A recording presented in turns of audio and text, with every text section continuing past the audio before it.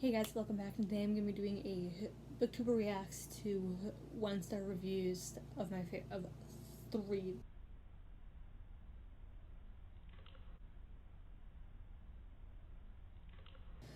of my favorite books. So let's get into the video.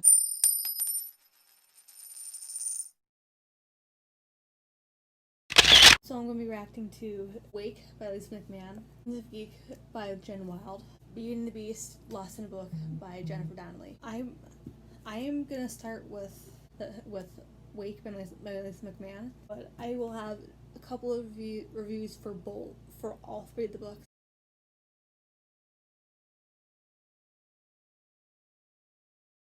If you guys enjoyed the video, comment below and I will totally do another one.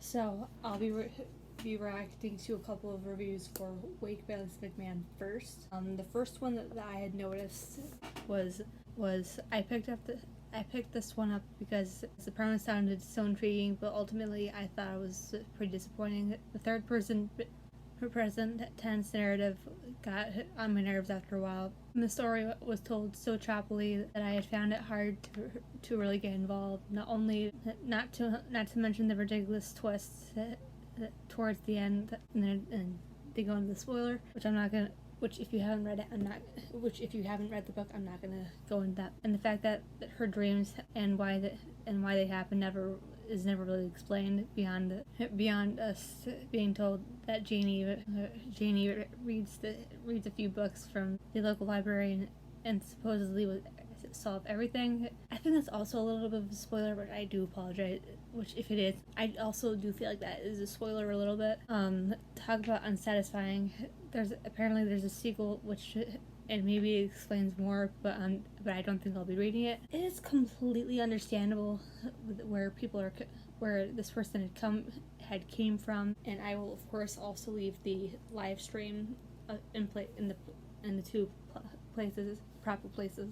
I personally think that, like, yes, some people it can be choppy, but at the same time, it all depends on the people. I personally thought it was nice to get the third person present. I felt like it was pretty good, especially written in, like, with it being written the way it is. And that may just be me, but I thought it was pretty good the way it was written. I'm not gonna, because this person literally wrote a book for their review, so I'm only gonna read it like a little bit. Oh, this was bad. I had really low expectations, but because it was a random cover by, but it surpassed them. The plot seemed interesting, but the writing was so choppy. The characters were underdeveloped. There wasn't a plot. It was just bad. Like, I do get that. It all depends on the people, which you will not hear me say otherwise. Honestly, the whole point, I think that may have been the whole point. I'm not saying that's the whole point of the trilogy, is that it's supposed to be a little bit choppy, or is that you're supposed to learn, you can learn more about the series. It goes on. Not much I can do about it. And the good thing is I'm going to be reading that very soon. The next book I'm going to be reacting, the next two 1-star reviews I'm going to be reacting to are for my all-time favorite book. If you couldn't tell by the lovely tabs that I have, is Queens of Geek by Jen Wild. As you guys may have repetitively known, this is essentially my all-time favorite book ever.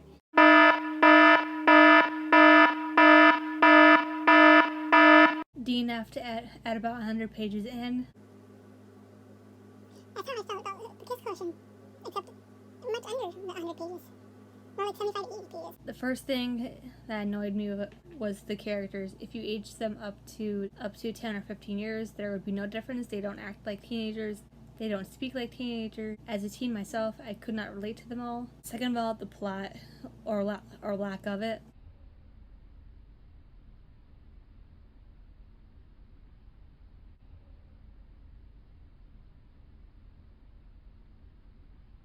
Where was the plot? There were two romances blooming, but to be honest, I was so bored by that point that I didn't care one bit.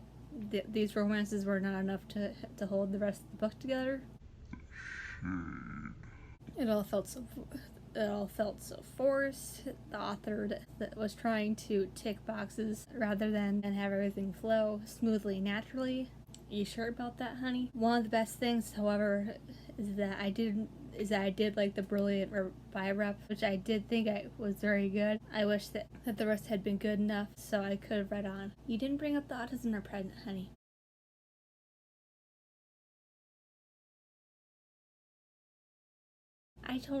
I respectfully disagree, but I don't even know why I chose this review, but I respectfully disagree with what they were saying. But at the same time, what else is new? Everyone has their own opinions.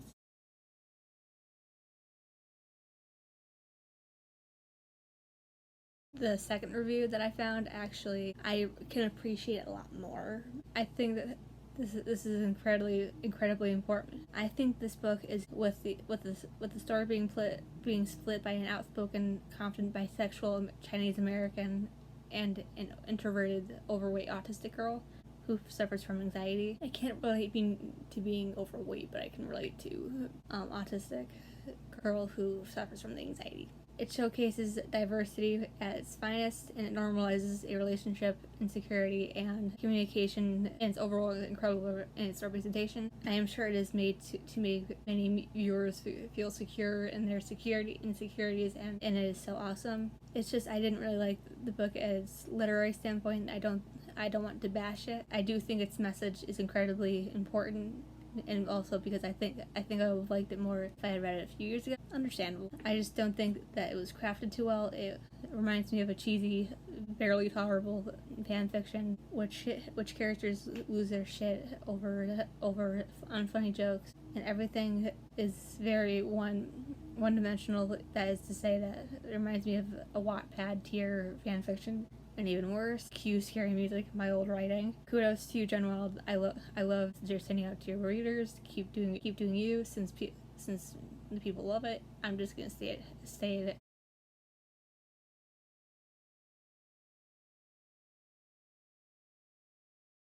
Because this person can appreciate all the representation that Jen Wild was trying to get out there. Thank you. But regardless, I enjoyed it. So although I do understand where they're coming from, and I think this was brought up. I think this was on Wattpad at one point. Who knows? I might reread it for a third time now. And the last book I'm going to react to a couple of 1-star reviews for is Beauty and the Beast, Lost in a Book. I was excited about reading the book, and after a few chapters that I became bored and really didn't want to read it anymore. Most of this book is exactly like the Disney movie. However, the author threw an interesting story of death and love. Sister, that was all of the story that I found interesting. Was the interactions between love and death. Was very little, which was literally that I believe at the beginning and the end. I stopped the book at 200 pages, giving it a good chance. The entire book was juvenile even for a young adult read. A little long children's story. Also, the author uses words out of context, like I steal into the beast's house. I'm not the grammar police by any means. If I can pick out your grammar or words out of context, you have a problem. LOL. I don't know what to say besides I understand that the love and death can be a little more interesting, but not. I think the whole point is that it's supposed to be original, based off of. It's like I think if I remember correctly, if I'm understanding this correctly, I think that's the whole point. Have it be as original as possible. But the last review that I have, this was so disappointing that it was at first that. Bleh. Let me start over. This was so funny. This was so disappointing that it was funny. At first it was funny. Then I became sad, and then finally a mixture of what I found particularly funny. It didn't even try to redeem itself. All the characters, with the exception to Cogsworth, really were one-dimensional, dumbed down, and just Belle was a lying ninny. That the beast makes dumb jokes and mopes like an idiot. And don't get me started in the addition of love and death. This would make an even more interesting and cooler story if the sisters weren't there. If Nevermore was was just a super different, dangerous book bent on like eating Belle, not some part of a silly game that death doesn't want love to win, aka Beast and Belle find happy ever.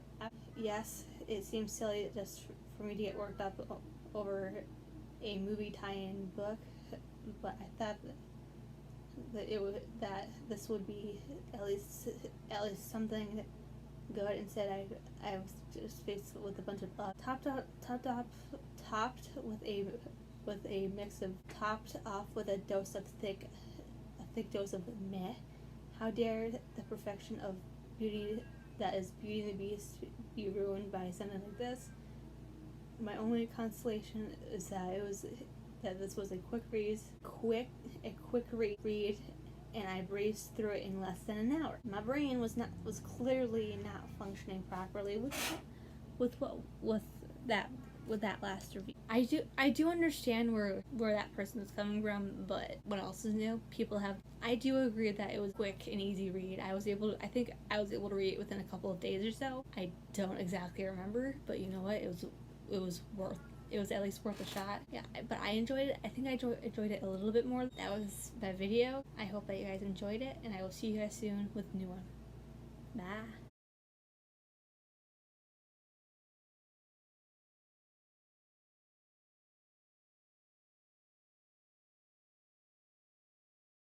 Hey guys, welcome back, and today I'm going to be doing